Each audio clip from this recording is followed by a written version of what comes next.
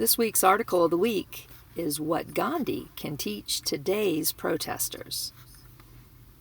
Let's take a look at our article and do a few things before we get started. I want you guys to go ahead and number the paragraphs. Go ahead and label the caption.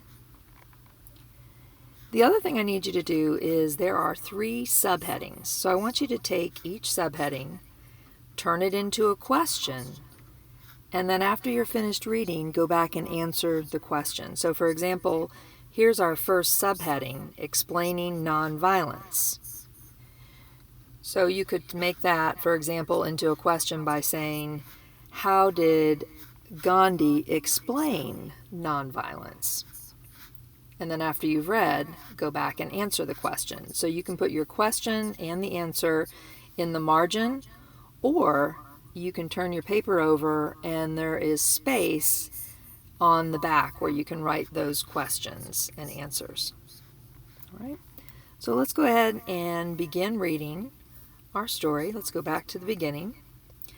Almost a century ago, Mahatma Gandhi led the campaign to free India from British rule.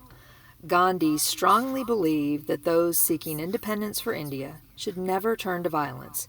He stressed repeatedly that his followers should never try to injure or kill anyone. Instead, they should always rely on peaceful protest. This approach is known as nonviolent resistance. Today, Gandhi is still widely admired. He has become a model for people seeking social change, including in the United States. Here's our first subheading, explaining nonviolence. For Gandhi, violence was not simply physical. To him, authority over others was a form of violence too. Gandhi believed that all people, rich and poor, male and female, should have the freedom to rule themselves. To help achieve that vision, he fought not just for the freedom of India, but for the right of women and poor people to participate fully in society. Gandhi's beliefs were rooted in 2 Indian religious traditions, Hinduism and Jainism. His Hindu mother taught him the importance of fasting as a form of self-discipline and religious devotion. From the Jains, he learned nonviolence and the value of living a simple life with few material possessions. In particular, he drew on the Hindu text, Bhagavad Gita, the Song of the Lord. It provided a religious framework for his strong belief in the values of simplicity, duty, and nonviolence. All this translated into Gandhi's peaceful expression of protest. For him, the most powerful weapon available to a protester was fasting. Nonviolent resistance. That's our next subheading. The Salt March of 1930 is one of Gandhi's best-known acts of peaceful resistance. Under colonial rule, the British taxed Indians for salt and declared that making, collecting, or selling salt was illegal. Indians were forced to buy salt from the British. Since salt is necessary for survival, this issue affected each and every Indian. They considered this law unjust and morally wrong. Gandhi organized a 241-mile march across western India to the coastal town of Dandi to make salt from salt water, which was illegal.